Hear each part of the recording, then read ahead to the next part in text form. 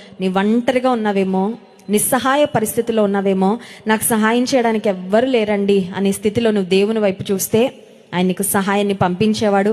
ఏదో ఒక విధంగా ఎవరో ఒకరి ద్వారా సమయోచితమైన సహాయమును నీకు నాకు అందించడానికి మన దేవుడు కృపా సింహాసనముపై ఆసీనుడై ఉన్నాడు. నమ్మిన వారి స్తోత్రం చెప్దాం. హల్లెలూయా. There are so many lonely people in the world today. ఈ దినము ప్రపంచంలో మనం గమనిస్తున్నట్లయితే ఒంటరితనంతో బాధపడుతున్న వారు చాలామంది ఉన్నారు. ఒంటరితనము 2 రకాలండి. ఒకటి, ఎవ్వరూ లేక ఒక అనాథగా ఉండిపోయి కుటుంబం అందరూ వారిని విడనాడినప్పుడు వారు ఎదుర్కొనే ఒంటరితనము ఒక రకమైన ఒంటరితనం, అది చాలా బాధిస్తుంది.